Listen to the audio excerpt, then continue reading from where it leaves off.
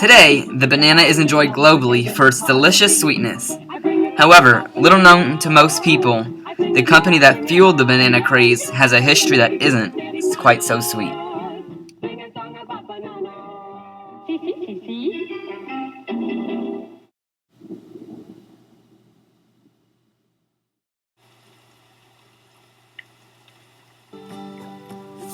The story begins in 1871 with the construction of a railroad in Costa Rica by an industrious 23-year-old from Brooklyn named Minor Keith. Keith signed a contract with the government of Costa Rica to build a railroad connecting the capital city of San Jose to the port of Limon. But when the Costa Rican government defaulted on its payments, they agreed to give Keith 800,000 acres of tax-free land along the railroad in exchange for him renegotiating the government's debt. Keith began experimenting with the planting of bananas as a cheap source of food for his workers. Keith soon discovered the profitability of his bananas and brought them to market. In 1899, Keith merged with Andrew Preston's rival Boston Fruit, creating the United Fruit Company. The company continued to buy more than 20 rival firms by 1930 and acquired a capital of $215 million. It was soon the largest employer in Central America. But as the company's profits grew, its influence on the countries it was stationed in grew with it.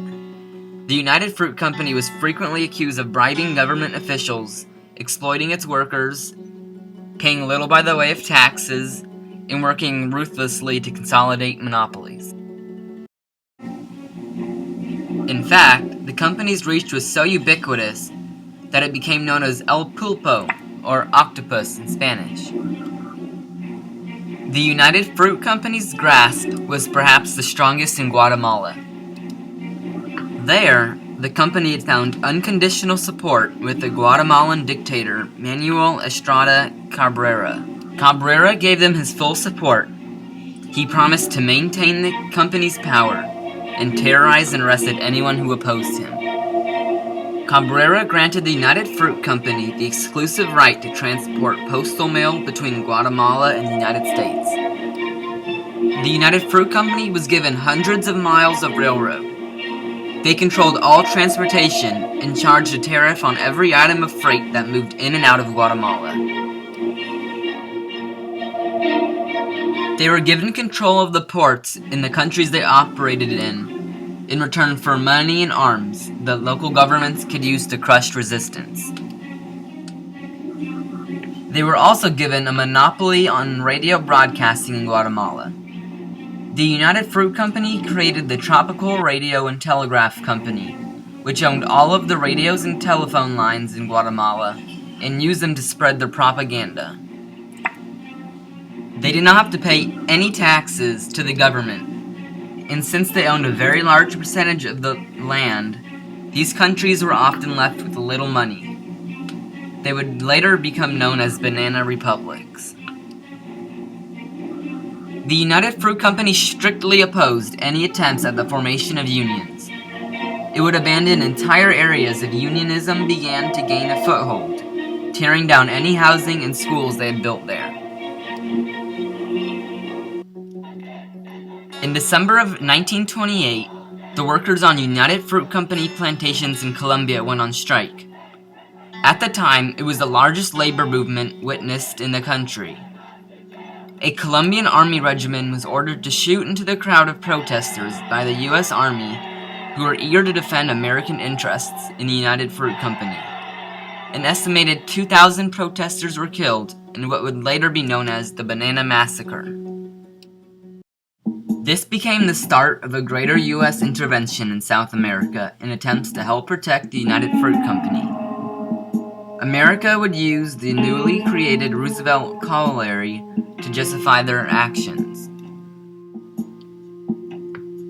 The United Fruit Company had influence in the United States as well as Latin America. The company provided 90% of the United States bananas and used 11 white steamships called the Great White Fleet to ship their produce. The The United Fruit Company was an important part of the U.S. economy, and it was vital the company kept its strong influence in Latin America. After the dictator of Guatemala and his government were overthrown during the Guatemalan Revolution and was replaced by the democratically elected Jacobo Arbenz, the United Fruit Company saw itself as a target. People refused to work, and soon only 15% of the 550,000 acres of company-owned land in Guatemala was being cultivated. The United Fruit Company responded with intense lobbying to U.S. congressmen and got them to condemn the Guatemalan government.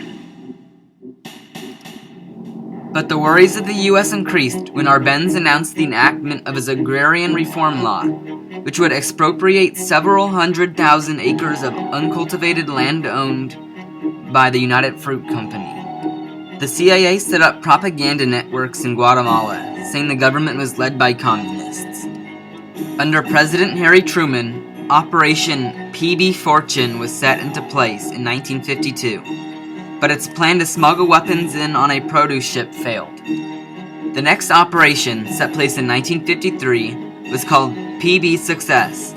In this mission, the CIA secretly trained and armed a group of 450 mercenary Guatemalan rebels that would overthrow President Arbenz. With the help and funding of other Latin American dictators, the CIA invasion of Guatemala began June of 1954. To the government of Arbenz, the mercenary army of the CIA was not a significant threat, but Arbenz still let them advance deep into Guatemala because he feared U.S. military intervention if the CIA army was defeated.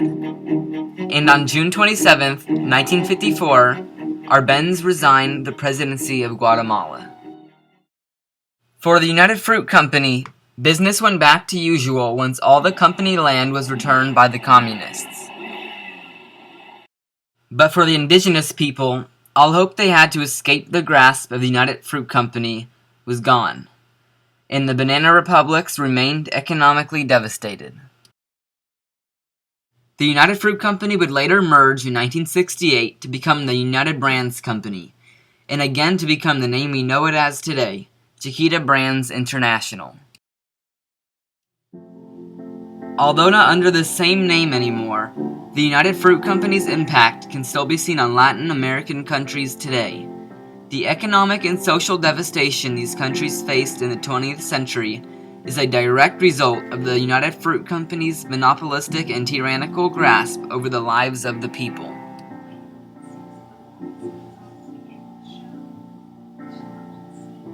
So the next time you see a banana in the supermarket, know the history of how it came to be there isn't as sweet as the fruit itself.